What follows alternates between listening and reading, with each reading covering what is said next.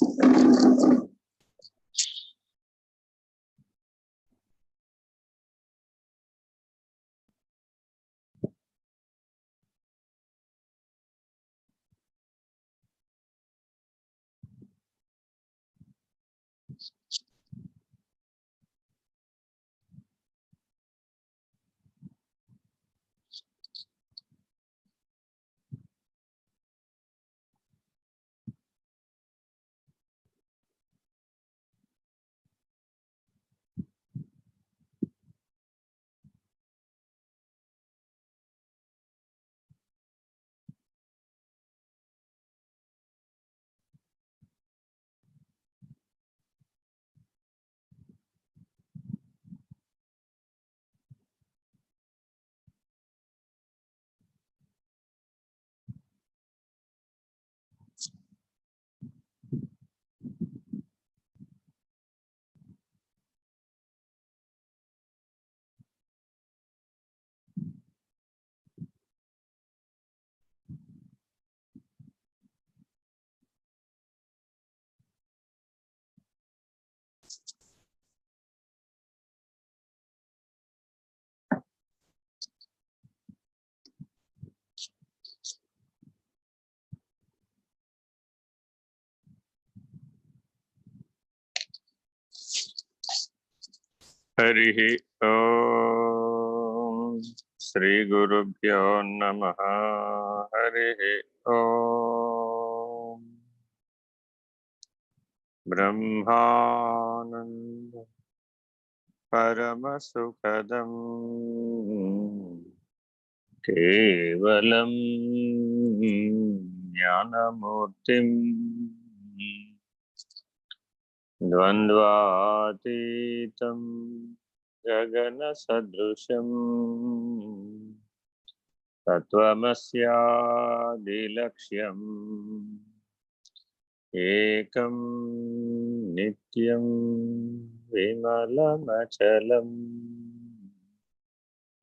सर्वधी साक्षिभूतं भावातीतं त्रिगुणरहितं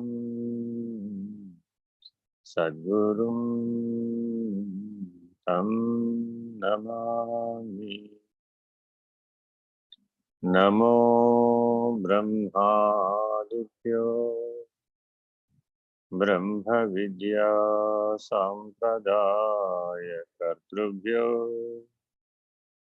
वंश ऋषिभ्यो महाभ्यो नमो गुरुभ्यः।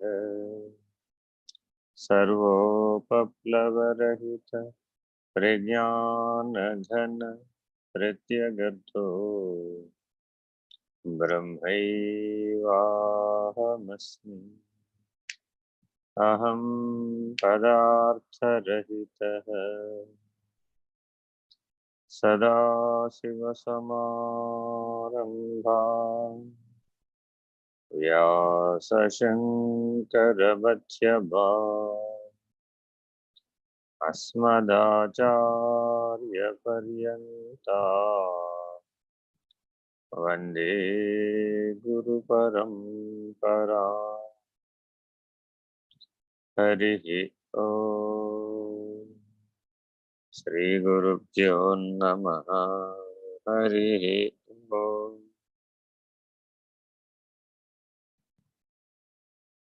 ప్రభాత సంధ్య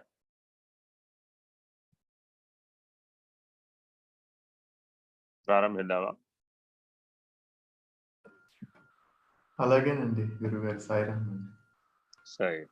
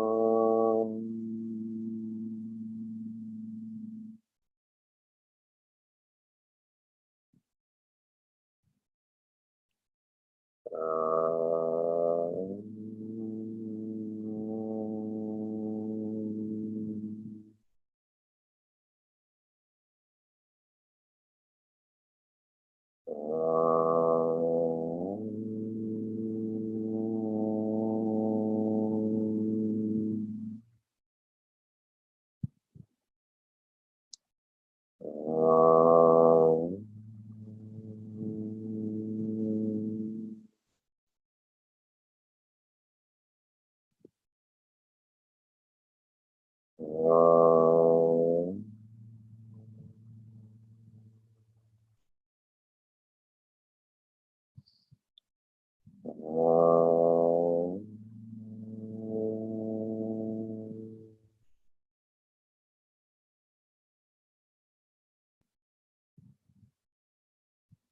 ఓం.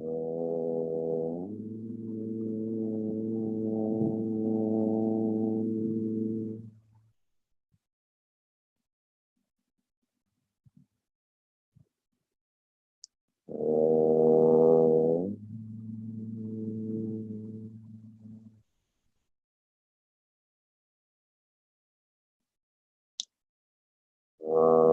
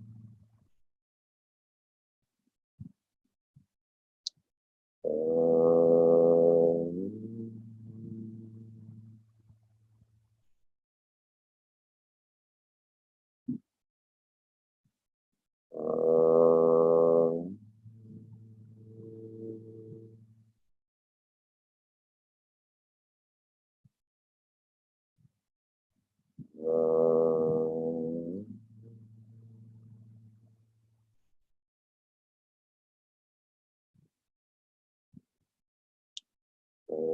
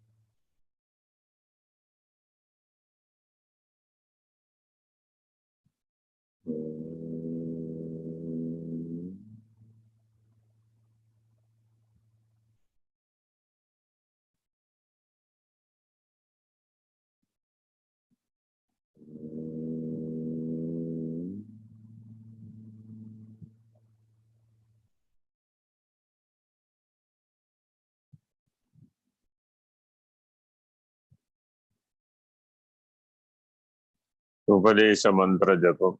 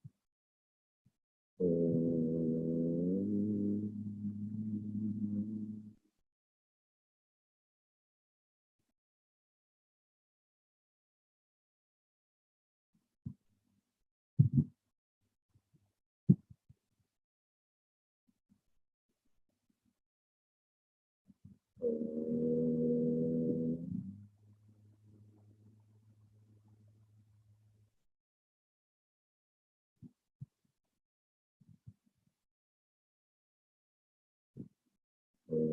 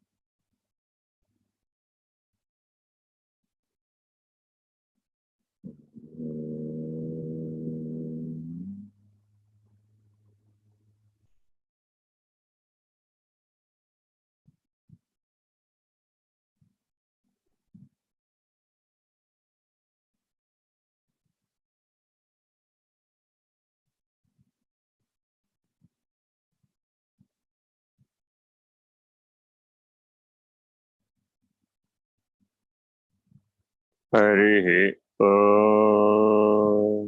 श्रीगुरुभ्यो नमः। हरिः ॐ ब्रह्मा परमसुखदम् केवलम् ज्ञानमूर्तिम्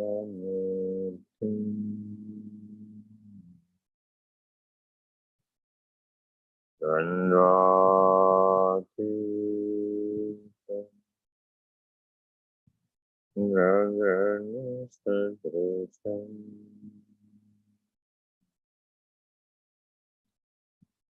త్వమస్యాదిలక్ష్యం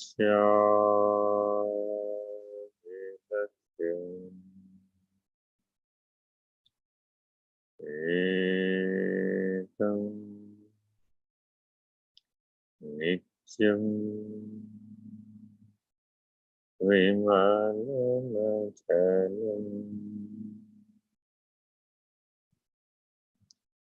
సర్వధీ సాక్షిభూతం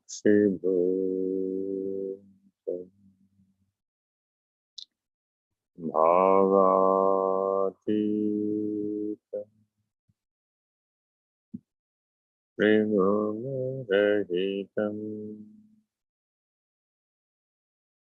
సద్గురుం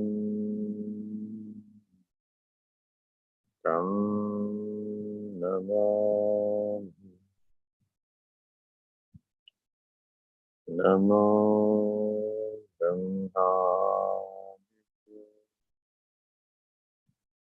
బ్రహ్మ విద్యా సాంప్రదాయ కర్తృభ్యో వంశఋషిభ్యో మహాభ్యో నమో గురుభ్యో. సర్వోపప్లవరహిత ప్రజ్ఞానఘన ప్రత్యగర్భో బ్రహ్మైవాహమస్మి.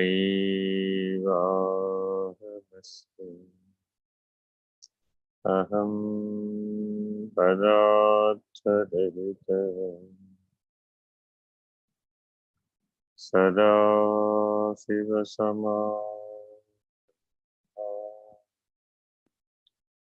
వ్యాసశంకరమధ్యమాం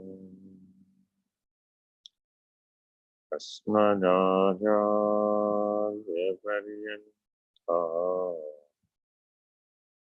వందే గురుపరంపరా.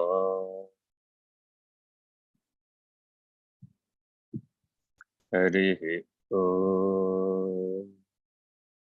శ్రీ గురుభ్యో నమః. హరి ఓం. నారాయణ నారాయణ.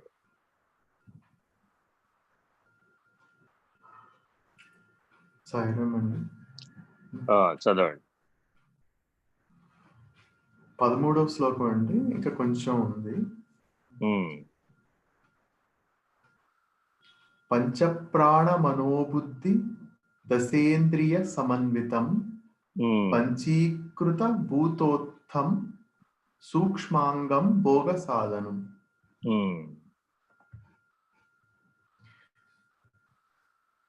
పనిముట్లు వడ్రంగికి ఎలా ఉపకరించునో సూక్ష్మ శరీరము ఆత్మకు అలా ఉపకరించును.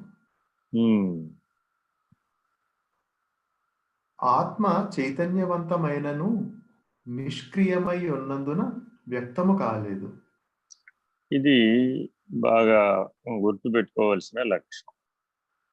ఈ లక్షణం ఏంటంటే ఆత్మ స్వీయ చైతన్యంతోనే ఉన్నది, పరకీయ చైతన్యంతో లేదు. స్వీయ చైతన్యంతో ఉన్నప్పటికీ నిష్క్రియగా ఉంది. చైతన్యం ఉన్నంత మాత్రాన ఆలోచించాలని నియమం లేదు. అంటే సంకల్పించాలని నియమం లేదు. సంకల్పించినంత మాత్రాన క్రియ చేయాలని నియమం లేదు. క్రియ చేసినంత మాత్రాన ఫలితం రావాలని నియమం లేదు. ఏ స్థితిలో ఉన్న వాళ్ళకి? ఆత్మభావంలో ఆత్మనిష్ఠుడై ఉన్నవాడికి వాడు సత్స్వరూపుడుగా ఉండటమే వాడి పని. ఇతర అతని స్వరూప లక్షణాలైనటువంటి చైతన్యం, ప్రకాశం, జ్ఞానం, ఆనందం సత్స్థితిలో ఉండే అనుభవిస్తూ ఉంటాడు ఆ లక్షణాలు. స్వీయ ఉనికి యందు స్వరూప జ్ఞానంలో ఉండే అనుభవిస్తాడు, అనుభూతి చెందుతాడు. నిజానికి అనుభవిస్తాడని అనకూడదు, అనుభూతి చెందుతాడు. ఎందుకంటే సర్వవ్యాపకం అంతా కూడా అనుభూతి నిర్ణయం, పరిమితం అంతా అనుభవ నిర్ణయం. ఇది తెలుసుకోవాల్సింది. ఎందుకని అంటే ఈ మాట అంటున్నాడంటే, క్రియ సక్రియాత్మకం గనక అయినట్లయితే అప్పుడు ఆ, అది గుణత్రయ దోషంతో అంటుకుని, కర్మత్రయ దోషంతో సంగత్వం చెంది, మలత్రయ దోషంతో జీవభావాన్ని పొంది జగత్రయంలో వ్యవహరిస్తూ ఉంటుంది, శరీరత్రయంతో వ్యవహరిస్తూ ఉంటుంది. ఇలా దిగి వచ్చేస్తుంది. సద్దర్శనంలో సన్నిష్టలో ఉండేటటువంటి ఆత్మస్వరూపం స్వీయ చైతన్యంతో ఉన్నది కానీ నిష్క్రియాత్మకంగా ఉంది, నిష్క్రియగా ఉన్నది, సక్రియాత్మకంగా లేదు.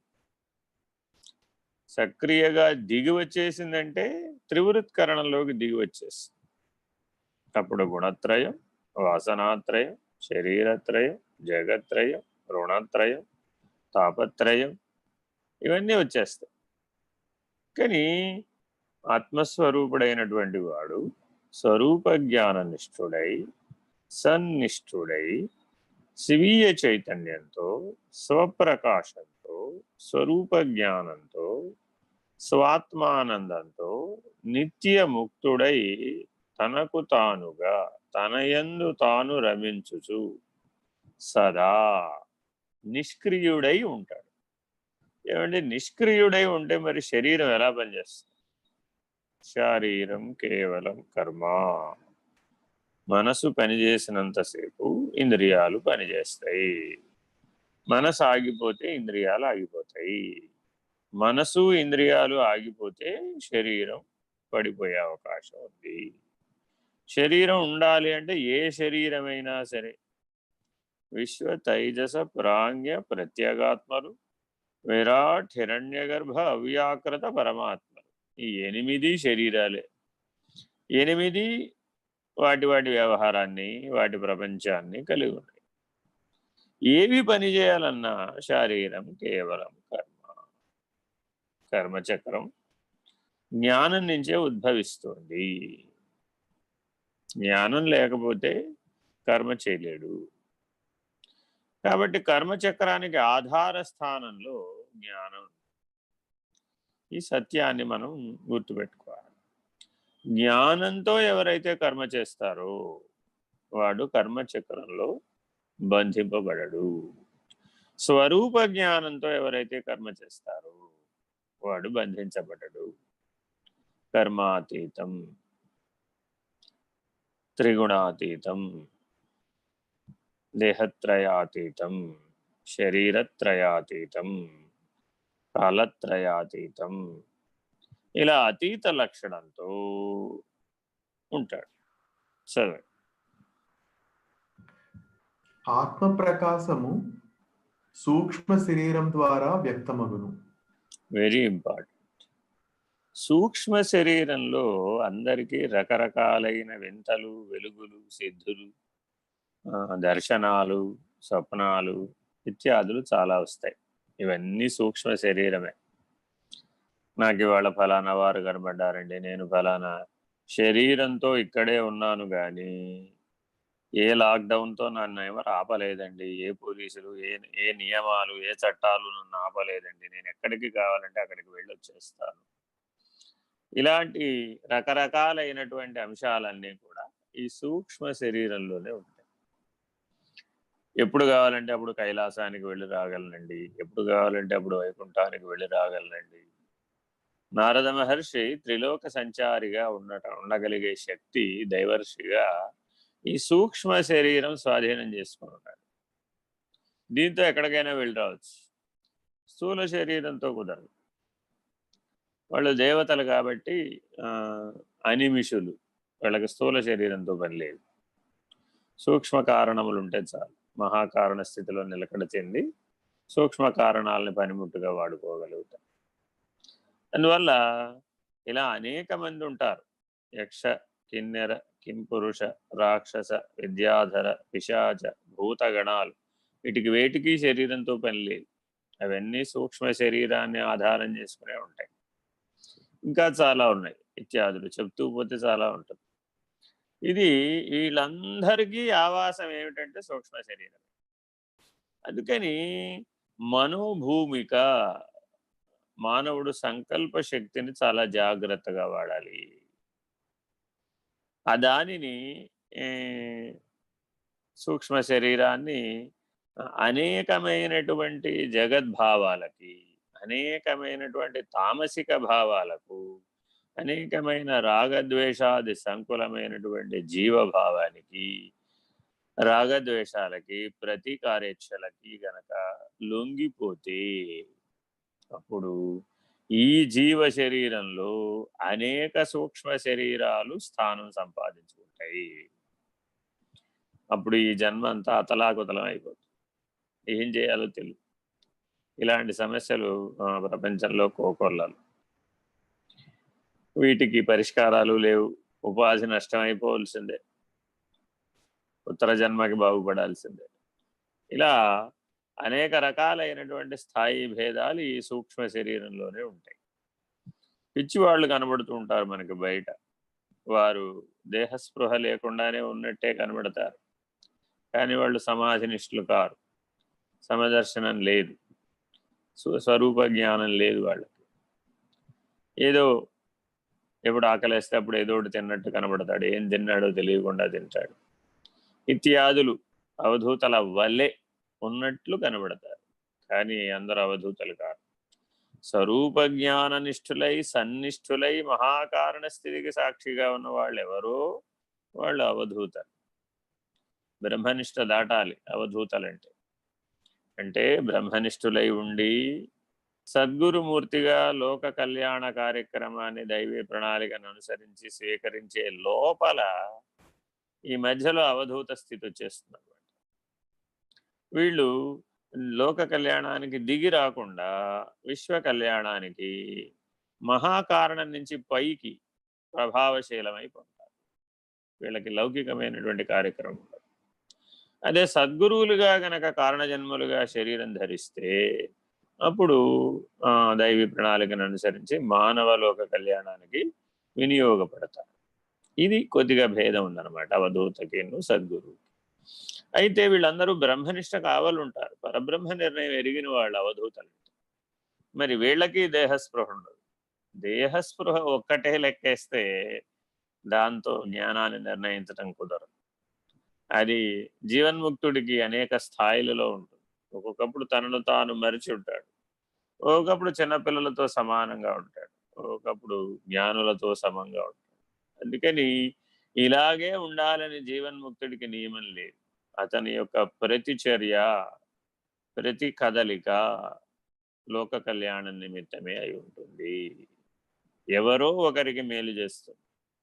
అతనిలో కదిలిన ప్రతి సంకల్పం, ప్రతి ఆలోచన, ప్రతి మాట, ప్రతి చేత సర్వము ఈశ్వరార్పితమై సాక్షాత్ ఈశ్వరుడై లోక కళ్యాణానికి వినియోగపడుతూ ఉంటాడు. సశరీరి అయి జీవన్ముక్తుడు. శరీరంలో ఉన్న అశరీరిగా ఉంటాడు. అందువల్ల అందరినీ ఒకే స్థితితో మామూలు నేకెడ్ అయి అంటే భౌతిక దృష్టితో చూసి నిర్ణయించకూడదు.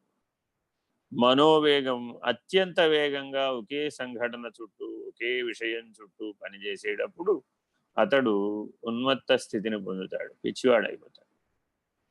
స్వరూప జ్ఞానం వలన వచ్చినటువంటి ఉన్మత్తత వేరు, అది రాజయోగం.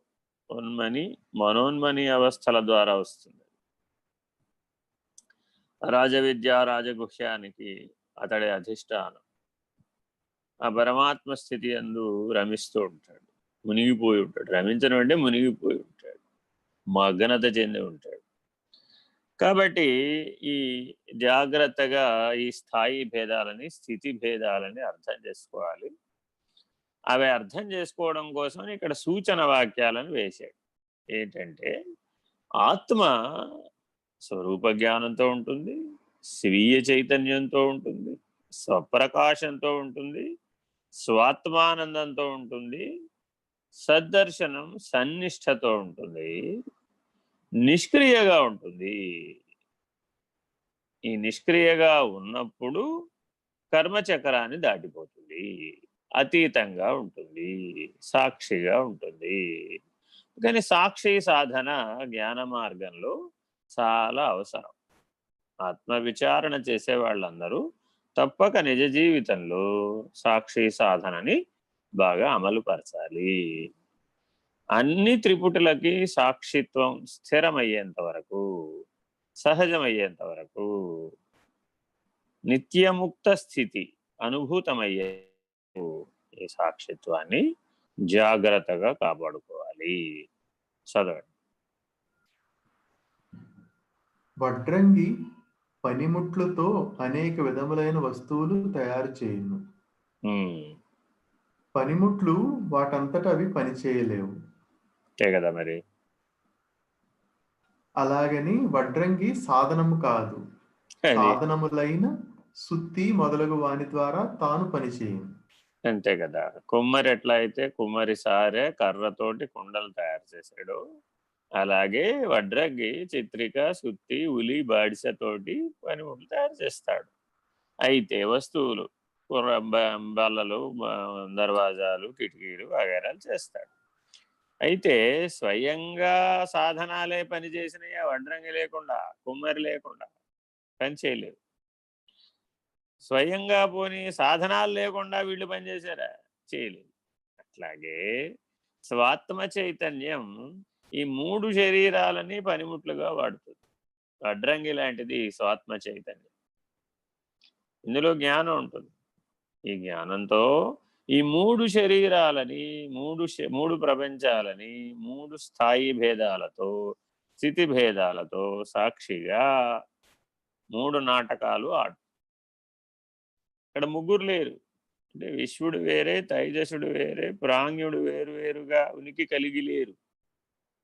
వ్యవహార భేదం ఉండవచ్చు కానీ ఉనికి భేదం లేదు. మల విక్షేపములు ఏర్పడకుండా ఆవరణ దోషాన్ని నివర్తించే కైవల్య మార్గం కోసం ఈ 3 అవస్థలలో జరుపుతున్న వ్యవహార సాక్షిగా స్వాత్మ చైతన్యం ఉన్నది. కేవలాత్మగా నిర్ణయం పొందటానికి, కైవల్య స్థితిని నిర్ణయం పొందటానికి ఈ జగన్నాటకం జరపబడుతోంది. ఈ సూత్రాన్ని బాగా అర్థం చేసుకోవాలి. దీన్ని దృష్ట్యా పెట్టుకునే బ్రహ్మ సత్యం, జగన్మిథ్య, జీవో బ్రహ్మైవ నాపరః, ఇదమేవ తు సచ్చాస్త్రం ఇది వేదాంత డిండిమః. ఈ సూత్రం మొత్తాన్ని అధ్యయనం చేయకుండా చాలామంది శంకర భగవత్పాదులు దేశికులై బ్రహ్మ సత్యం, జగన్మిథ్య అని 2గా చెప్పాడు కదండి, మరి అక్కడ జ్ఞానం, స్వరూప జ్ఞానానికి తేడా రాలేదా అని వ్యాఖ్యానించేవారు ఉన్నారు. అలా చెప్పలేదు ఆయన. జీవో బ్రహ్మైవ నాపరః, ఈ జీవునికి ఆ బ్రహ్మమునకు భేదం లేదు. దేని ద్వారా? బ్రహ్మనిష్ట ద్వారా. బ్రహ్మ సత్యం అనేటటువంటి ఉనికి స్థానంలో, సత్ అనేటటువంటి స్థితిలో ఉండటం చేత ఇతరత్రా సాధనలకు సంబంధించిన, అంటే చైతన్యానికి సంబంధించిన సాధనలు నిరాకరించాడు, ప్రకాశానికి సంబంధించిన సాధనలు నిరాకరించాడు, జ్ఞానానికి సంబంధించిన సాధనల్ని నిరాకరించాడు, ఆనందావాప్తి, ఆనందం కోసమే చేయబడేటటువంటి సాధనల్ని నిరాకరించాడు. కర్మ, భక్తి, యోగ జ్ఞానాలను దాటి కైవల్య మార్గ స్థితిలోకి ఎవరైతే పరిణమించాడో వాడికి ఇప్పుడు జగత్తుతో ఏమిటి పని? ఏం పని లేదు కదా. వాడికి ఎలా ఉంది? జగత్తు నాటకం వలె ఉంది. నటకుడు ఎట్లా అయితే అది అసత్యం కాదని సంపూర్ణంగా తెలిసి ఆ పాత్రని తత్కాలవత్ వ్యవహరిస్తున్నాడు, అలా స్వాత్మ చైతన్యం కదలకుండా నిష్క్రియమై నిర్వికారమై, నిర్విచారమై, నిరంజనమై, ఉన్న చోటి నుంచి కదలకుండా, ఉనికి స్థానం నుంచి కదలకుండా సర్వ వ్యవహారమును, సకల జగత్తులను తనయందే అంశీభూతం చేసుకుంటాడు. నటించేటటువంటి నటుడు ఏ పాత్రలో ఏ అంశీభూతంతో ఏ రకమైనటువంటి వ్యవహారం చేసినా, ఒక దాంట్లో ఏడ్చాడు, ఒక దాంట్లో కొట్టాడు, ఒక దాంట్లో తిట్టాడు, ఒక దాంట్లో సన్మానం పొందాడు, ఒక దాంట్లో గజారోహణం చేశాడు, ఒక దాంట్లో అశ్వారోహణం చేశాడు, ఒక దాంట్లో ఏకంగా రాకెట్లో చంద్రుడి మీదకి వెళ్ళాడు. ఇవంతా స్వప్న సదృశ్యం కదా. అటువంటి తత్కాలవత్ సౌఖ్యాన్ని, తత్కాలవత్ అనుభవాన్ని, జరిగేటటువంటి పద్ధతిని నిరాకరించినటువంటి సన్నిష్ఠ, ఆ ద్వంద్వానుభవాన్ని నిరాకరించినటువంటి సద్దర్శనం, సన్నిష్ఠ, బ్రహ్మనిష్ఠ, ఆత్మనిష్ఠ, స్వరూప జ్ఞాననిష్ఠ, ఇలా ఉన్నవాడు కైవల్య మార్గానికి చేరుతున్నాడు. చదవండి. ఆత్మ తనకు తానుగా కర్మలు ఆచరించలేదు, మనోబుద్ధుల ద్వారా తాను పనిచేయును. అంతే. ఇప్పుడు ఆత్మ సర్వవ్యాపకం కదా. సర్వవ్యాపకము, సర్వాధారము, సర్వధారి, ఏకకాలంలో అన్నీ అదే అయ్యి ఉంది, అంతటా అదే అయ్యి ఉంది, అంతటా ఏకకాలంలో సాక్షిగా కూడా ఉంది. ఇలా ఉన్నటువంటిది ఒక పరిమితమైనటువంటి చర్య ప్రతిచర్యలు ఎలా చేయగలుగుతుంది? చేయలేదు. కానీ దానికి అనుకూలమైనటువంటి ఆ చర్య ప్రతిచర్యలనే వ్యవహారానికి అనుకూలమైనటువంటి సృష్టి స్థితి లయ తిరోధాన ఆవిర్భావాలకు అనుకూలమైనటువంటి పనిముట్లని పనిముట్టుగా, కర్తగా లేకుండా అకర్తగా, అవ్యవహారిగా వినియోగించి చదువు. ఆత్మ అండలేనిదే మనోబుద్ధులు కదలలేవు. అది ఈ నిర్ణయాన్ని మొట్టమొదట ఆత్మ విచారణ చేసేటటువంటి సాధకులు పొందాలి. ఇప్పటి వరకు ఎలా ఉన్నారయ్యా అంటే, మనోబుద్ధులు లేకపోతే వాళ్ళు లేరు అనుకుంటున్నారు, శరీరేంద్రియ సంఘాతం లేకపోతే వాళ్ళు లేరు అనుకుంటున్నారు, దేహేంద్రియ ప్రాణ మనోబుద్ధులే తాను అనుకుంటున్నాడు. వాటికి ఆధారభూతమై ఉన్న చైతన్య స్థితిని గుర్తుపట్టలేకపోతుంది. అందువలన ఆ స్వీయ చైతన్యాన్ని, స్వాత్మ చైతన్యాన్ని, ఆధారంగా ఉన్న చైతన్యాన్ని, స్వప్రకాశాన్ని గుర్తుపట్టాలి. గుర్తుపట్టి ఈ మనసు బుద్ధి అనే పనిముట్లు ఆ చైతన్యం ద్వారా ఎలా పనిచేస్తున్నాయో గుర్తించాలి.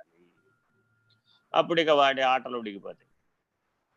అవి నువ్వు పరిగెట్టించినట్లా పరిగెట్టక్కర్లేదు, అవి చెయ్యమన్న పనల్లా చేయక్కర్లేదు. సంస్కారాలని, వాసనల్ని, సర్వాన్ని సూక్ష్మ కారణ స్థితులలోనే రద్దు చేసుకోవచ్చు. జీవభావంతో నువ్వు వ్యవహరించక్కర్లేదు. ఇవన్నీ ఏతత్ క్షణమే రద్దయిపోతూ ఉంటాయి. జ్ఞానాగ్ని లభిస్తుంది దాని వలన. నిరంతరాయ సాధన వలన జ్ఞానాగ్ని లభిస్తుంది. అందులో ఈ కర్మలన్నీ, ఈ సంస్కారాలన్నీ, ఈ వాసనలన్నీ, ఈ త్రివృత్కరణం చేయబడినటువంటి సమస్తము, జగద్భావం అంతా కూడా, జీవభావం అంతా కూడా దగ్ధమైపోతుంది. పునః ఆశా లత మరలా చిగురించదు. చదవండి. ఆత్మ అండలేనిదే మనోబుద్ధులు కదలవు, స్థాణువులై పడి ఉండును. అంతే. స్థాణువు. మనోబుద్ధులు ఇప్పుడు ఎట్లా ఉన్నాయంటే, ఇక్కడుండి ప్రపంచం అంతా తిరిగి వచ్చేస్తాడు, ఇక్కడుండి ఎక్కడెక్కడికో వెళ్ళి వచ్చేస్తాడు. ఊహలు, అపోహలు, ఇక్కడికి వేరే పని పడలేదు. ఎక్కడ కావాలంటే, ఏది కావాలంటే, ఎలా కావాలంటే, ఏం చెయ్యాలంటే ఇక్కడికి హద్దు పద్దు లేకుండా చెలరేగిపోతూ ఉంటాయి. అదే నువ్వు ఆత్మస్వరూపుడు అని తెలుసుకోగానే అవి ఊరక జడ వస్తువులు వలె స్థాణువై పడి ఉంటాయి. ఇక వాటిని పని చేయించాలంటే కొద్దిగా సాధన చేయాలి, వాటిని జాగ్రత్తగా దారిలో పెట్టాలి. కొద్దిగా ఈ పని చేయమ్మా అని ఫైన్ ట్యూనింగ్. ఒక రేడియోని, ఒక టీవీని, స్టేషన్లు ఎలా అయితే సరిగ్గా ట్యూన్ చేస్తామో అలా జాగ్రత్తగా ఈ మనోబుద్ధులనే పనిముట్లని ట్యూన్ చేసి పని చేయించాలన్నమాట. అంత స్థాయికి పడిపోతాయి. అందుకని అజ్ఞాని పని చేసినంత బలమైనటువంటి పనులు, కర్మలు, క్రియలు, ఫలితాలు జ్ఞాని జీవితంలో ఉండవు, చేయలేడు. ఎందుకనంటే రాజసిక ధర్మం అది. ఆ రజోగుణ ధర్మంతో జ్ఞాని వ్యవహరించలేడు. సామాన్యమైన పనులే చేస్తాడు, కానీ స్వరూప జ్ఞానంతో చేస్తాడు. అది తేడా. భౌతికంగా చూస్తే విశేషమైనటువంటి పనులు, విశేషమైనటువంటి కర్మ, విశేషమైన ఫలితాలు అజ్ఞానుల జీవితాలు అద్భుతంగా వచ్చినట్టు కనబడు. కానీ పరమాత్మ స్థితి యందు నిలకడ చెందినటువంటి వాళ్ళ జీవితంలో విశేషమైనటువంటివి ఏం కనబడవు. అంత సామాన్యమే, సర్వవ్యాపకమే, సర్వగతమే, సర్వకారణమే, సర్వసాక్షి. చదవ. సాధనము సక్రమముగా లేనిచో వడ్రంగి క్రియాశీలత్వమునకు భంగము వాటిల్లును. పనిముట్లు సరిగా లేకపోతే పని ఏం చేస్తాడు పాపంగా. అయితే ఈ విషయంలో దోషము పనిముట్టుదే గాని పనివానిది కాదు. అది కొంతమందికి ఈ సమాధి స్థితిని అనుభవించేటప్పుడు ఈ మనోబుద్ధులు చాలా వరకు నష్టమైపోతూ ఉంటాయి. దాన్ని సూచిస్తున్నాడు ఇక్కడ. వాళ్ళు ఏమైపోతారంటే వాళ్ళకి శరీర ధర్మాలు ఏవి వాళ్ళకి గుర్తురావు, తెలుసుకోలేడుగా. శైశవావస్థ దాకా పడిపోతాయి అవి. పడిపోయి అక్కడే మల విసర్జన చేస్తూ ఉంటారు, అక్కడే మూత్ర విసర్జన చేస్తారు, అక్కడే పడుకుంటాడు, అక్కడే లేస్తాడు. వాడు ఉన్నాడో లేదో వాడికే తెలియదు. కానీ ఇదంతా బాహ్య బహిరంగం అన్నమాట. అంతరంగంలో మాత్రం వాడి బ్రహ్మనిష్టకి తేడా ఉంటుంది, కానీ బ్యాలెన్స్ లేదన్నమాట. ఇలాంటి పరిస్థితులు కూడా ఉంటాయి. అందుకే సమాధి నిష్ట దగ్గర ఆగిపోకూడదని చెప్పి, నిర్వాణ స్థితి దగ్గర, సమాధి నిష్ట దగ్గర ఆగిపోకూడదు. స్వరూప జ్ఞాన నిష్ట వరకు చేరిపోవాలి. ఇట్లా మధ్యలో ఆగిపోతే అది అటు ఇటు కాకుండా ఇటు కిందకి దిగిరాదు, అటు పైకి వెళ్ళదు. త్రిశకు స్వర్గం. సమాధి స్థితి ఉత్తమమైనదిగానే కనబడుతుంది భౌతికంలో చూస్తే, కానీ అది మనోభూమికలో ఉన్నటువంటి చిట్ట చివరి మెట్లు అనమాట. స్వరూప జ్ఞానానికి మొదటి మెట్లు. అంటే సమాధి నిష్టను అనుభవించినటువంటి వాడు ఆత్మనిష్ఠుడయ్యే అవకాశం లేదు. కానీ సమాధి నిష్టే స్వరూప జ్ఞాన నిష్ట కాదు. ఈ సత్యాన్ని బాగా అనుభవంలో అర్థం చేసుకోవాలి. ఇది షడ్విధ సమాధులు ఉంటాయి అన్నమాట. ఈ షడ్విధ సమాధి నిర్ణయాన్ని పొందేటప్పుడు ఈ మనోబుద్ధులు అనే పనిముట్లు బాగా నష్టమైపోతూ ఉంటాయి. ఈ జాగ్రత్తలు కూడా సాధనలో తీసుకోవాలి. లేకపోతే సమదర్శనం పోతుంది, సాక్షిత్వం పోతుంది, మరలా అక్కడ మునిగిపోతాడు, మరలా ఉపాధి నష్టం అయిపోవలసిందే. ఉత్తర ఉపాధి దేహాంతర ప్రాప్తి చేతనే మరల పరిణామం, పరిపక్వత. చదవండి. అలాగే వ్యక్తి చర్యలలో గోచరించు వ్యత్యాసములకు సూక్ష్మ శరీరమే కారణము గాని దానిని నడుపు చైతన్యము కాదు. ఇక్కడ ఒక ఉదాహరణ చూద్దాం. అందరూ డ్రైవర్లేనండి. సైకిల్ తొక్కుతూ వాళ్ళ కుటుంబాన్ని తీసుకెళ్ళే ఆయన కూడా డ్రైవరే. మోటార్ సైకిల్ డ్రైవ్ చేసినా డ్రైవరే, కార్ డ్రైవ్ చేసినా డ్రైవరే, ఆటో డ్రైవ్ చేసినా ఏ వాహనాన్ని డ్రైవ్ చేసినా డ్రైవరే. ఏనుగుని డ్రైవ్ చేశాడు, ఆయన కూడా డ్రైవరే, మావటి వాడు. రాకెట్ని డ్రైవ్ చేశాడు, పంపించాడు, వాడు డ్రైవరే. విమానాన్ని డ్రైవ్ చేశాడు, వాడు డ్రైవరే. ఇలా వాహనం మారింది కానీ డ్రైవర్ మారలే. వాడు ఎప్పుడు డ్రైవరే. వాడిని అడిగాం, ఏమయ్యా బాబు ఈ కారు నువ్వేనా అని అడిగాం. కారు నేను ఎందుకు అవుతానండి, కారు నడిపేవాడిని నేను. అంతేగాని ఏనాటికి ఎంత కాలానికైనా సరే ఈ కారు నేను కాదు. ఎంత కాలానికైనా దేహము కాడు.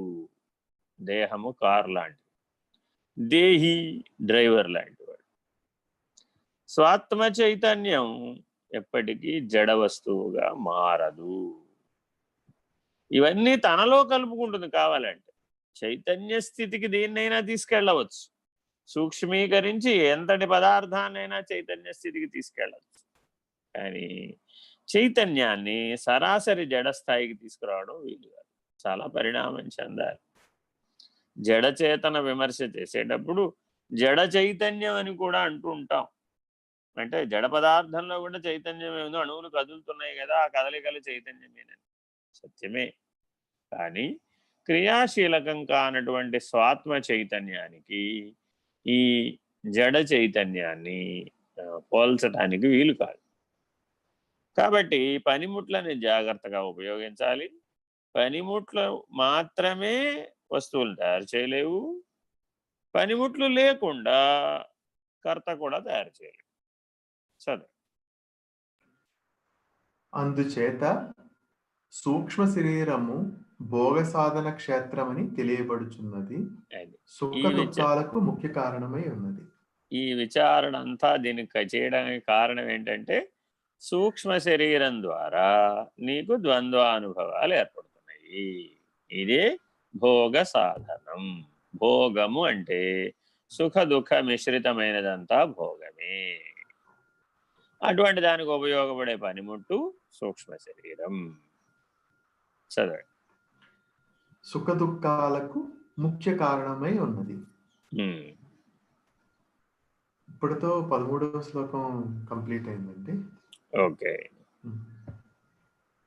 ఇప్పుడు 14వ శ్లోకం కృష్ణానంద మఠం వారికి మళ్ళీ చదువుతానండి. అనాద్య విద్య అనిర్వాచ్య కరుణాపాది కారణోపాధిరుచ్యతే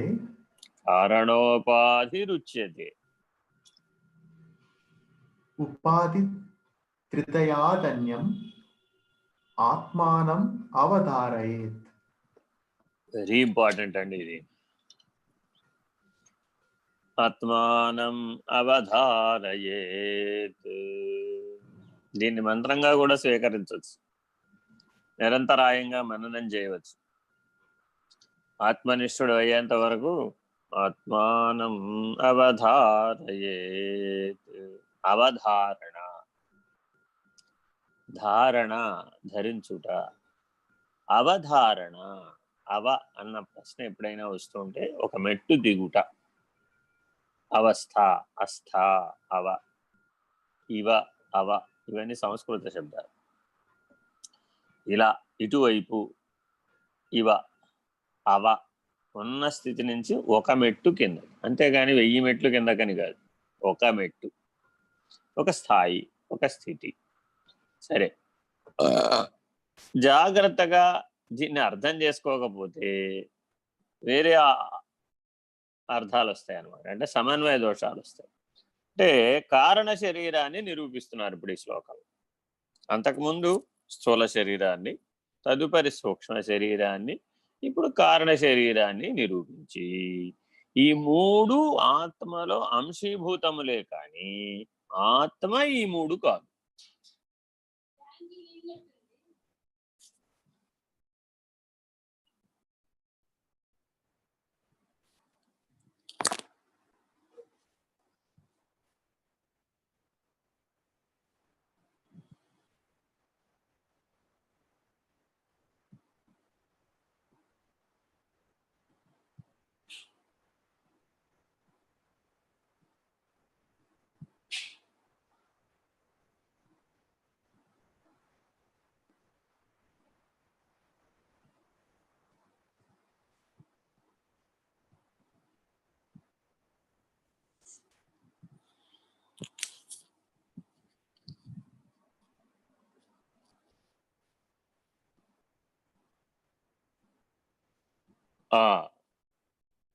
ఈ 3 శరీరాలు కూడా ఆత్మ కాదు. ఈ 3 శరీరాల్లో వ్యవహరిస్తున్న వాడెవడో వాడు జీవుడు. ఈ 3 శరీరాలలో జరుగుతున్న వ్యవహారంలో అవ్యవహారిగా ఉన్న సాక్షి ఆత్మ. ఇలా గుర్తుపట్టారట ఆత్మని.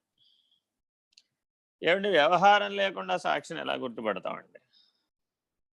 అంటే అందుకని గుర్తుపట్టలేవు కాబట్టే పరమాత్మ ఏం చేశాడంటే ఈ 3 స్థూల శరీరం, సూక్ష్మ శరీరం, కారణ శరీరం అనే మూడింటిలోనూ వ్యవహారంలో కలిసిపోయేటటువంటి జీవుడు వీడు అహంకార స్వరూపం. ఈ అహంకార స్వరూపంలో నుంచి ఆకారం అనేటటువంటి దాన్ని వేరు చేసాం. ఇప్పుడు మనం స్థూల శరీరం అనే ఆకారం, సూక్ష్మ శరీరం అనే ఆకారం, కారణ శరీరం అనే ఆకారం, ఈ మూడింటిని వేరు చేస్తే అవధారణ, ఆత్మానం అవధారయేత్. ఇందాక ఒక అన్వయం చెప్పాను మీకు. ధారణ, అవధారణ విడివిడిగా చూస్తే ఓ మెట్టు దిగటం లాగా కనబడుతుంది, కానీ అది కాదు. ఈ 3 వ్యవహారాలలో ఒక మెట్టు ఎక్కాలి. అవధరించరయ్యా విద్యలనాదరించరయ్యా అని గిరిజా కళ్యాణం ప్రారంభమవుతుంది. అవధరించడం అంటే ఏంటి? గ్రహించండి, గుర్తించండి, జ్ఞానంతో తెలుసుకోండి, ఆనందించండి.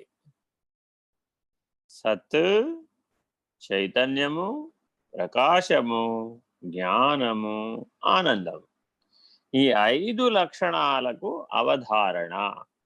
అవధరించండి.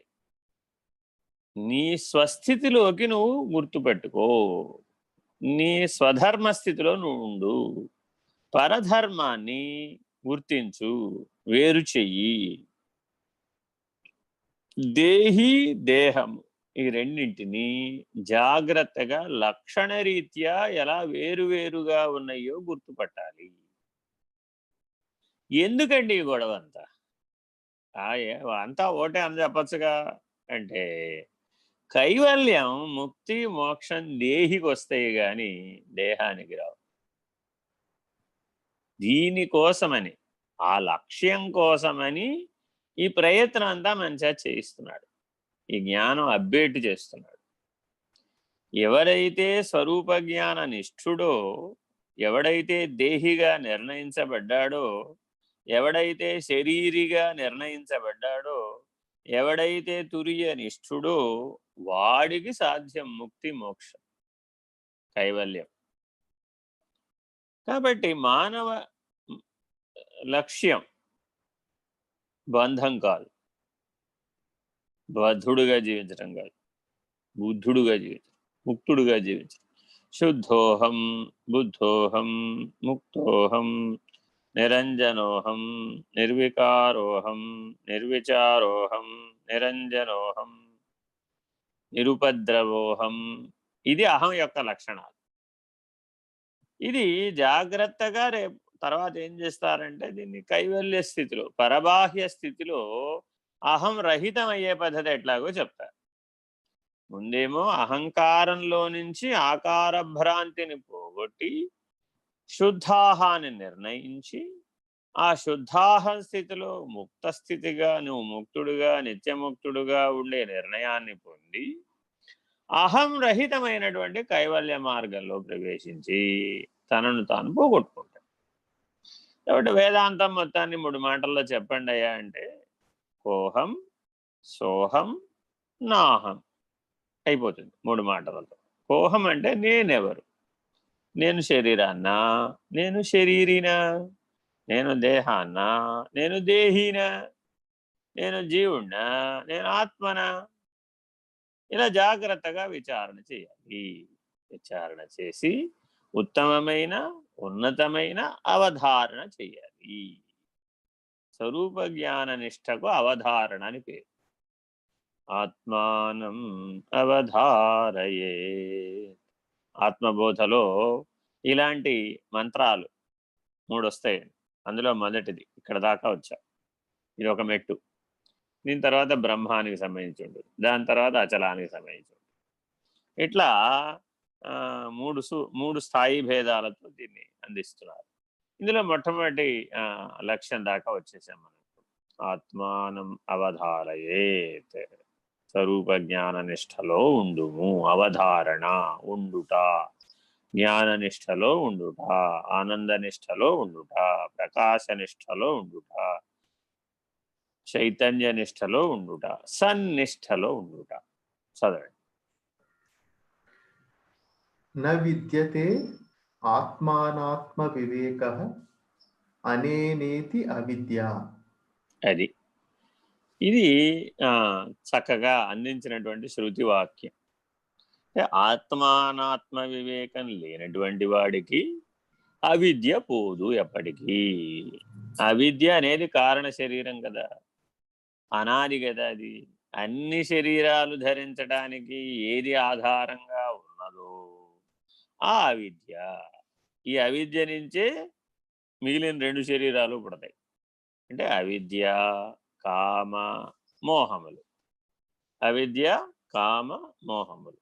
అవిద్య అంటే కారణ శరీరం, కామం అంటే వాసనలతో ఉన్నటువంటి సూక్ష్మ శరీరం, భోగాయతనం. దాని ఆధారంగా వచ్చినటువంటి మోహ లక్షణంతో ఉన్నటువంటి అహంకార స్వరూపమైన స్థూల శరీరం. ఇది శాంతం స్ట్రాటిఫై అయిపోయింది, పదార్థంగా కూడా వచ్చేసింది.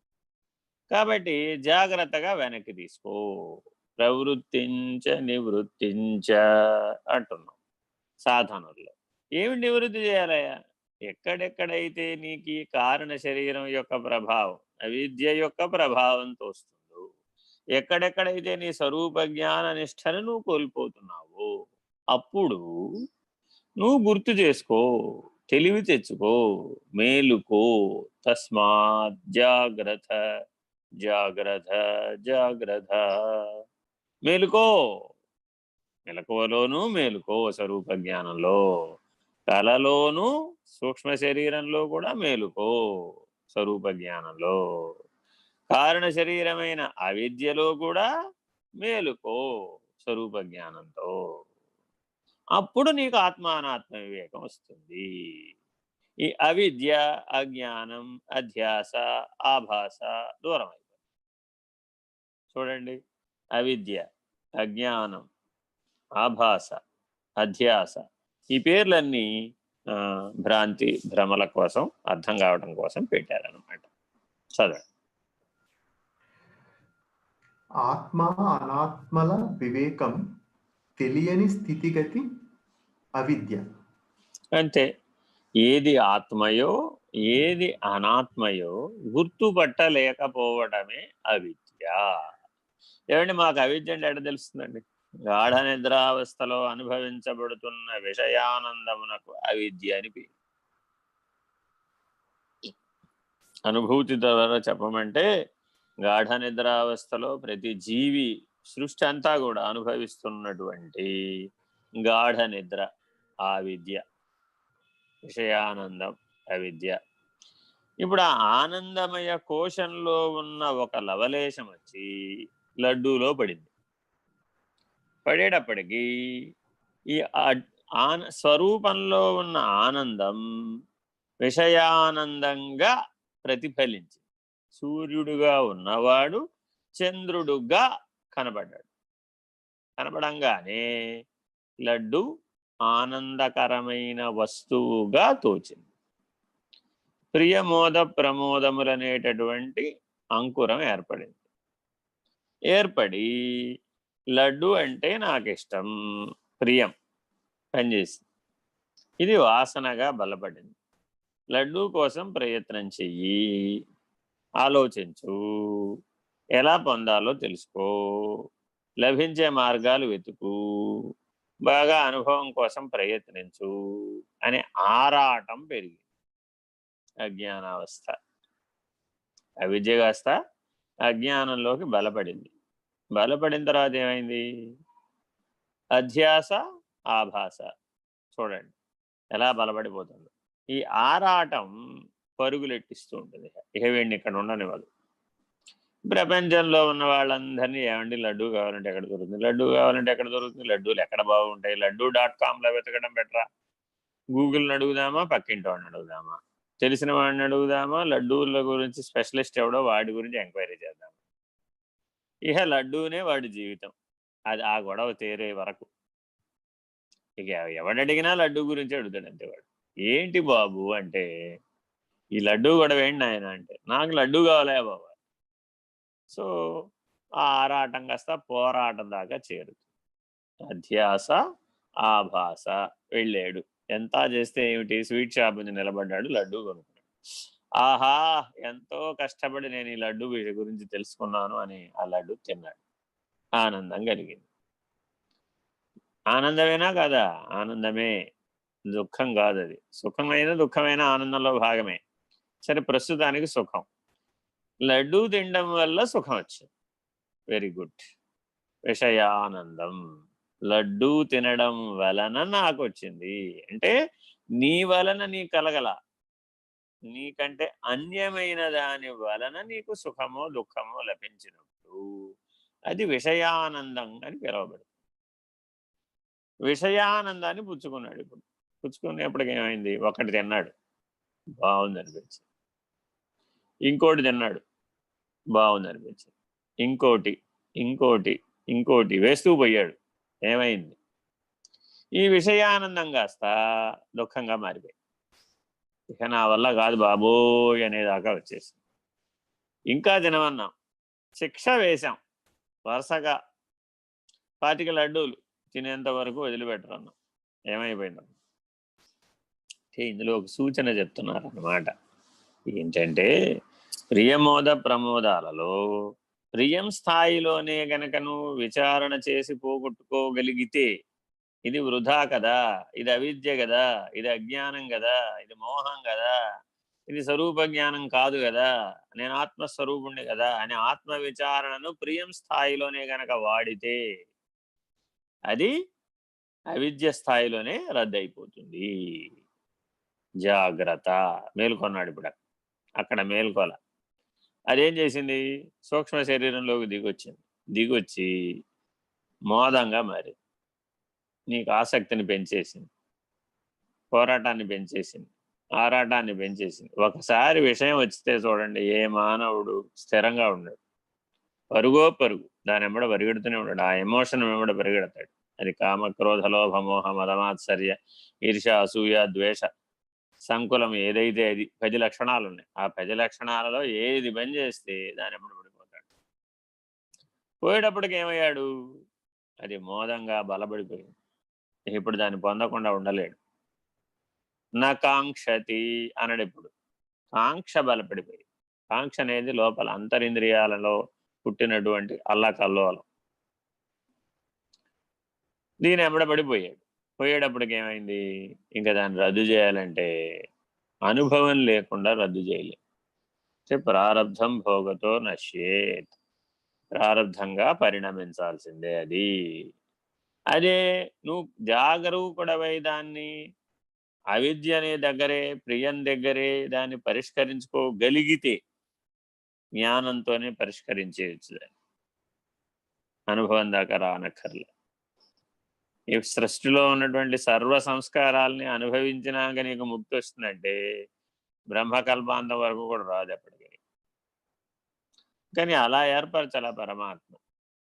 ఇలా నీకు అవకాశాలు ఇచ్చాడు. ప్రతి గేట్ దగ్గర అవకాశం ఇచ్చాడు. ఈ మోదం దగ్గర కూడా ఒక అవకాశం ఏమిటంటే యోగం బాగా పనిచేస్తుంది ఇక్కడ. అందుకని యోగ సాధన చేయమంటాం. ఎవరిలో అయితే కాంక్ష పనిచేస్తుందో ఆ కాంక్ష పనిచేసినటువంటి వాడికి, దుఃఖం పనిచేసినటువంటి వాడికి, విషాదం పనిచేసినటువంటి వాడికి సరైన మందు యోగం. ఇది గుర్తుపెట్టుకోవాలి. వాడి దగ్గరికి వెళ్ళి జ్ఞానం చెప్పకూడదు, ముందు యోగం చెప్పాలి. ఎవడైనా ఏదైనా కష్టంలో వచ్చాడు అనుకోండి, ఆ కష్టంలో నుంచి బయటపడే మార్గం చెప్పిన తర్వాత వాడు ఆ ప్రయత్నంలో సఫలీకృతుడు అయ్యేటప్పుడు వాడికి స్వరూప జ్ఞాన పాఠం చెప్పాలి. అందుకని పరమాత్మ భగవద్గీత చెప్పేటప్పుడు చాలా జాగ్రత్తగా చెప్పాడు. సాంఖ్యయోగం రెండవ యోగం, అర్జున విషాద యోగం మొదటి యోగం, రెండవ యోగం సాంఖ్యయోగం. స్ట్రైట్గా విశ్వరూప సందర్శన యోగం చెప్పేచ్చుగా, స్ట్రైట్గా క్షేత్రజ్ఞ విభాగ యోగం రెండవ యోగంగా చెప్పచ్చుగా, స్ట్రైట్గా అక్షర బ్రహ్మ యోగం చెప్పేయచ్చుగా. ఏం చెప్పలా. మిగిలిన 17టికి ఆ ప్రాధాన్యత ఇవ్వాల. ఏకంగా మోక్ష సన్యాస యోగమే రెండవ యోగంలో చెప్పేయచ్చు కదా. పనికిరాదనమాట.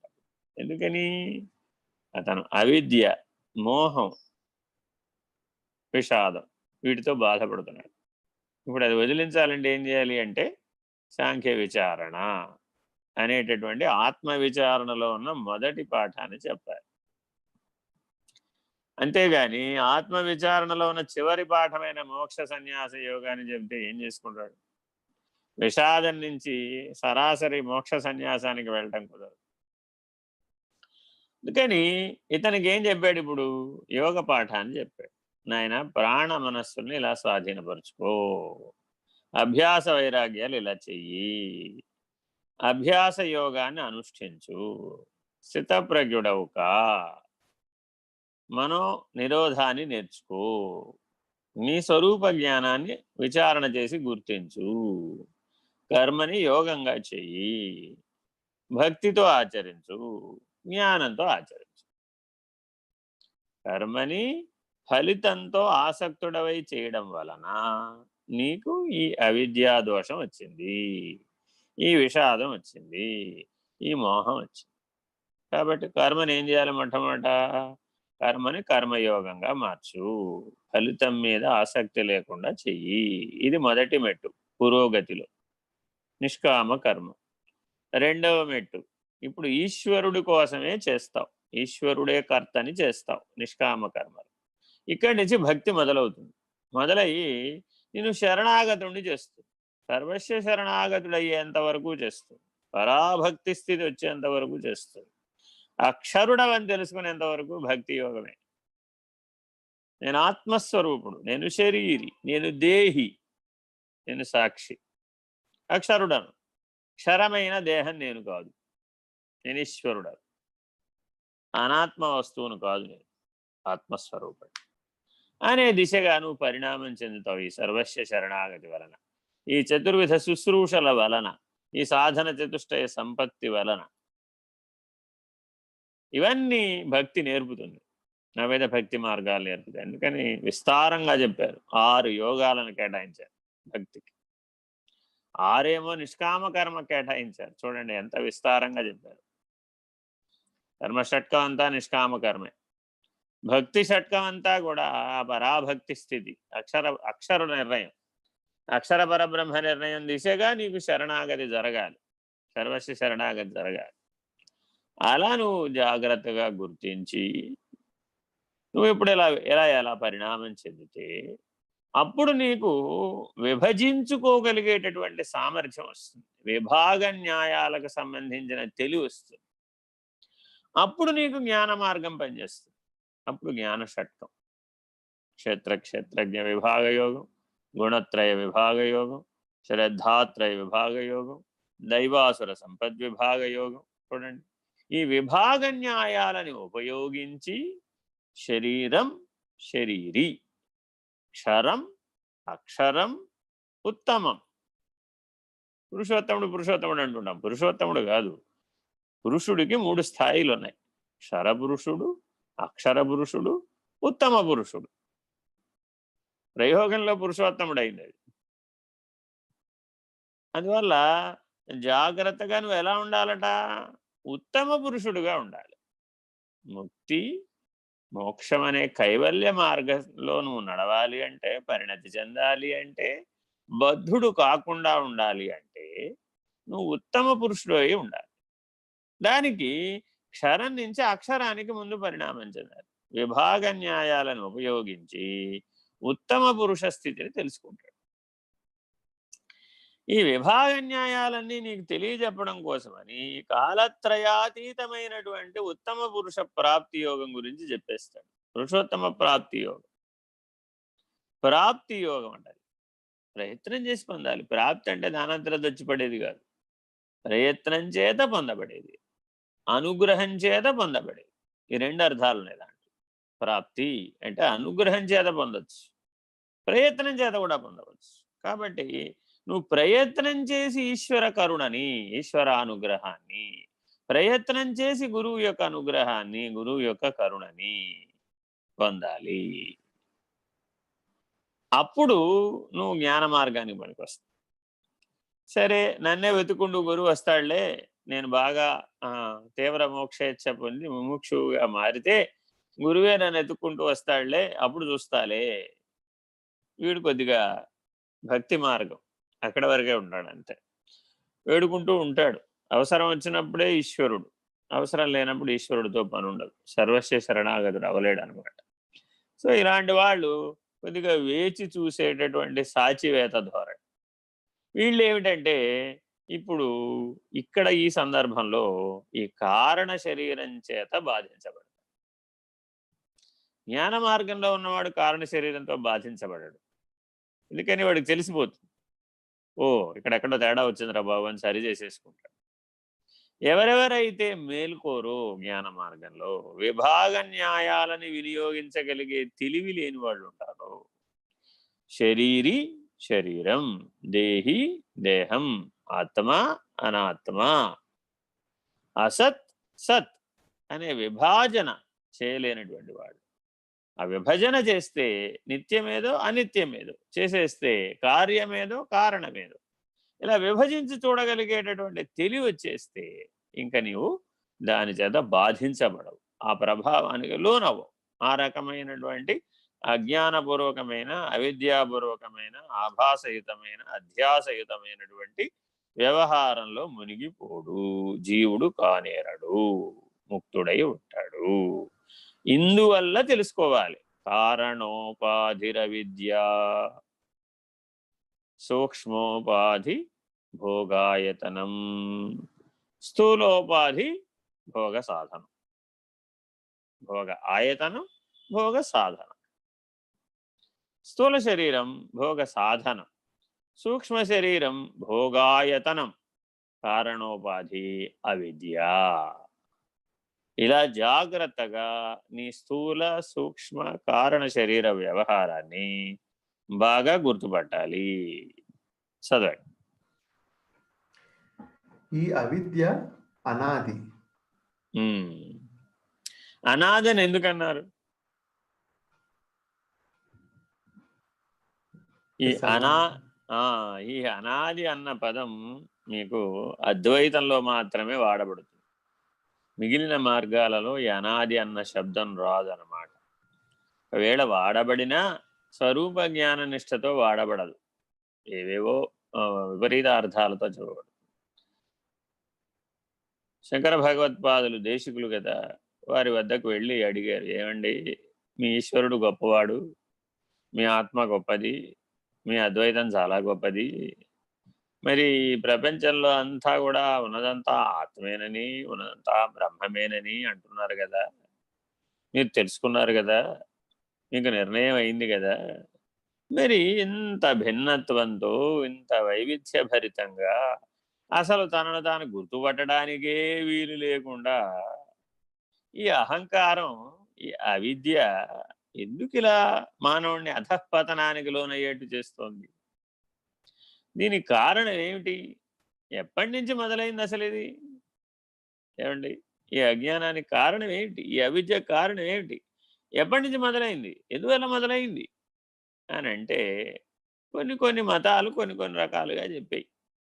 ఏదో చెట్టు కింద పండు తింటే, ఆ పండు తింటే ఈ జ్ఞానం వచ్చింది, ఆ జ్ఞానం పోయింది, జ్ఞానం పోయి అజ్ఞానం వచ్చింది, ఏదో ఏవో కథలు ఇవన్నీ. ఇవి చిన్నపిల్లలకి చెప్పే కథలు, అంటే 3 ఏళ్ల పిల్లాడికి చెప్పే కథ అన్నమాట ఇది. అంతేగాని స్వరూప జ్ఞాన నిష్టతో కుదరదు ఇవన్నీ, ఇట్లా చెప్పడం కుదరదు.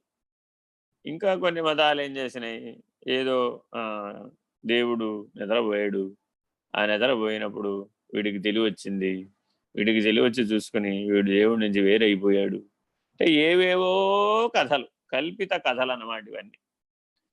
సూటిగా చెప్పారు అందుకనే శంకర దేశికులు. అందుకనే దేశికులు అనాలి వారిని. ఈ ఒక్క మాట కోసమే దేశికులను అనాలండి, లేకపోతే అనక్కర్ల.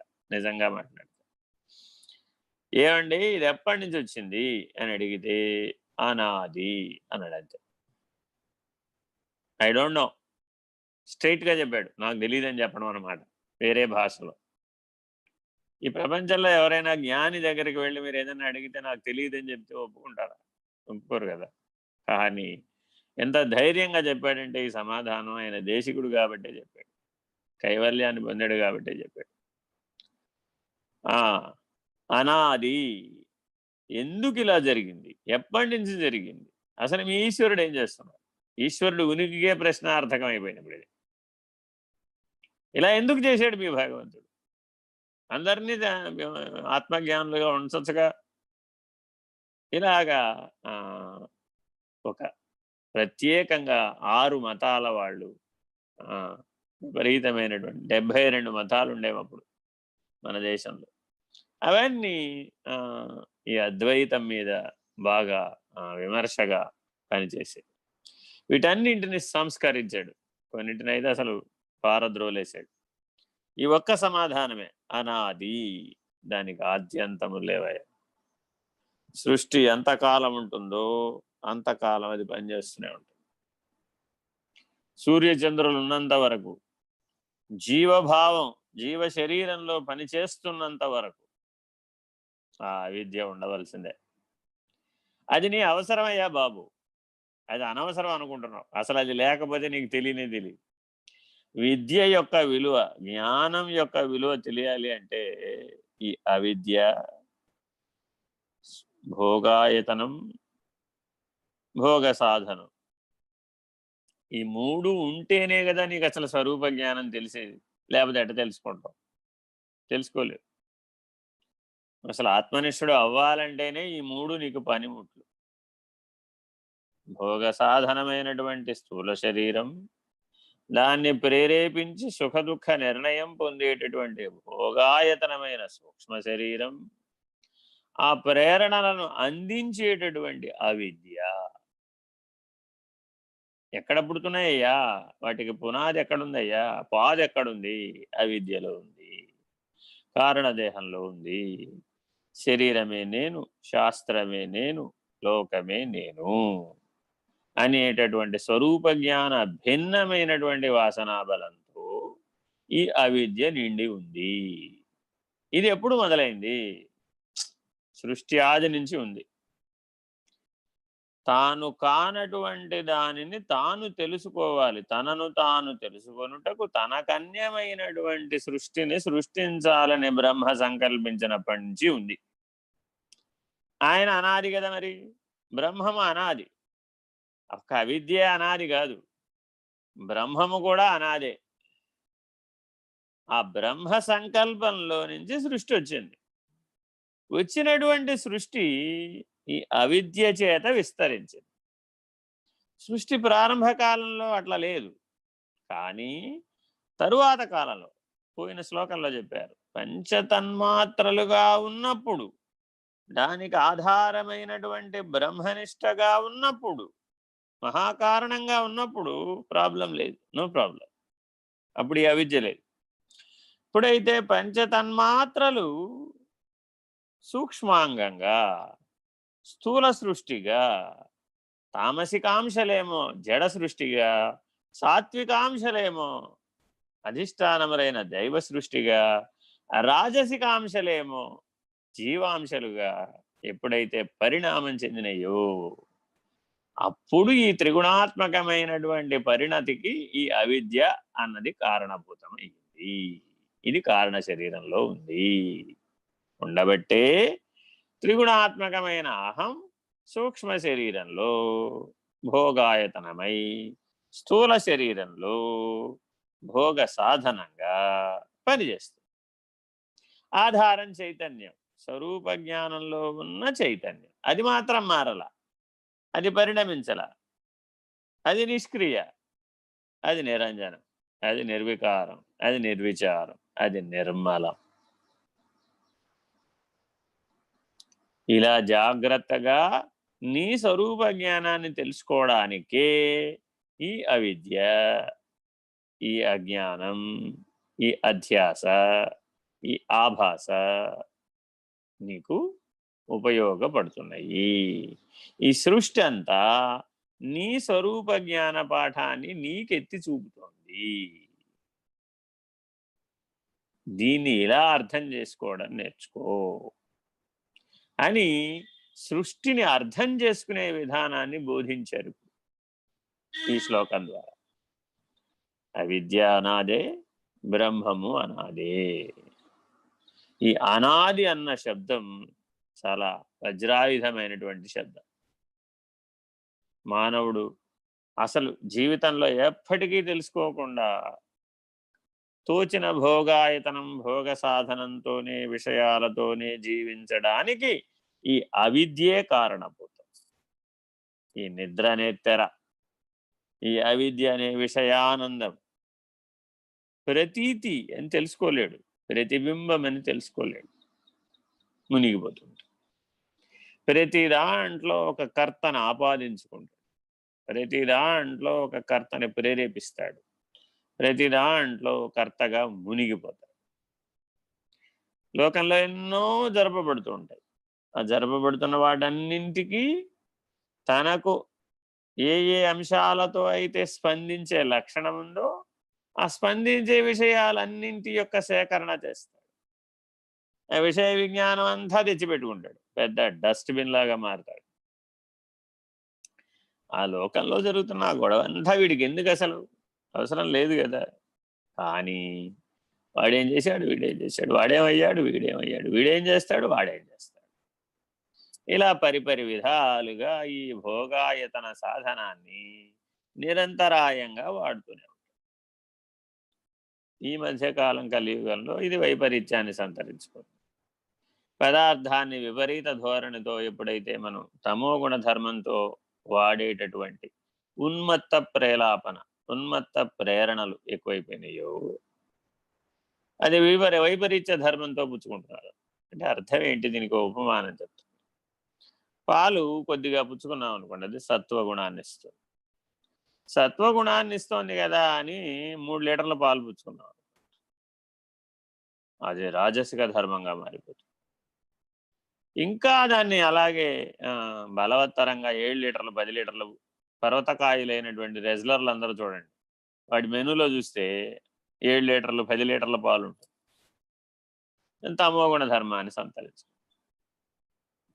ఇలా పదార్థం యొక్క వస్తు లక్షణం సత్వగుణమే అయినా దాన్ని వినియోగించేటటువంటి దృష్టి అవిద్యామోహితమైంది, అవిద్యా కామమోహితం.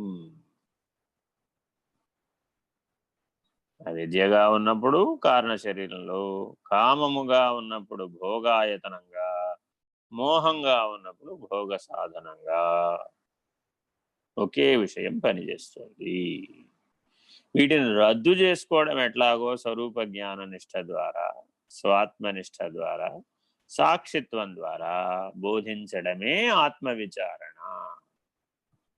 దీంట్లోంచి బయటపడే మార్గం చెప్పడం ఆత్మవిచారణ.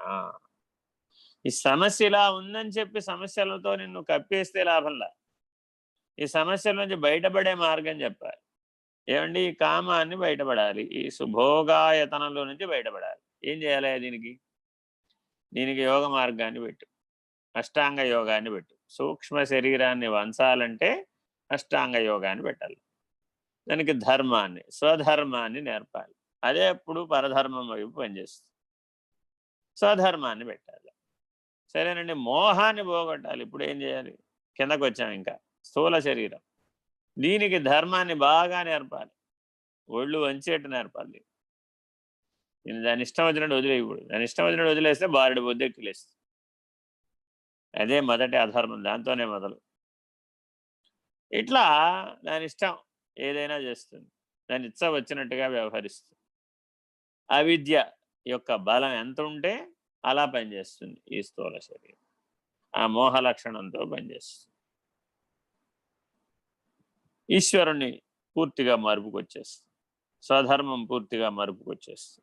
కాబట్టి దీన్ని బాగా కొట్టి నేర్పాలన్నమాట, కొట్టి లేపాలి. ఇది మామూలుగా పనిచేయదు. అంకుశాది ప్రహరణ అమ్మవారి నామాల్లో ఉంటుంది.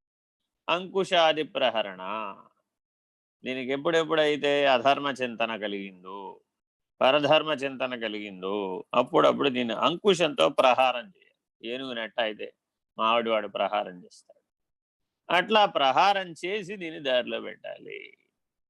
అంతేగాని దీన్ని బజ్జులాడకూడదు. దీన్ని బజ్జులాడామనుకోండి, అది పల్లకి మోత, నిన్నే మొయ్యమంటుందా. చెప్పులు పెద్ద సైజు డబ్బులు ఉన్నాయి కదా అని 12 అంగుళాల చెప్పులు కొనుక్కుంటే ఏం చేసుకుంటావు? నిన్ను మోసే చెప్పులు నువ్వే మోయాల్సి వస్తుంది. ఇప్పుడు ఈ శరీరం కూడా అలాగే తయారైంది. నీకు ఉపయోగపడాలి, నీ స్వరూప జ్ఞానాన్ని, నీ ముక్తికి ఇది సాధన. అలా మార్చుకో దీన్ని. ఇది సరైన విధానం. ఇప్పుడు అవిద్యను పోగొట్టాలి. దీనికి ఏం చేయాలి? దీనికి ఇట్లాంటి ప్రయోజనాల లాభంలా ఇవి కర్మ మార్గంతో, భక్తి మార్గంతో, యోగ మార్గంతో వినది. అవిద్య పోవాలంటే ఒకే ఒక మార్గం, జ్ఞాన మార్గమే మందు.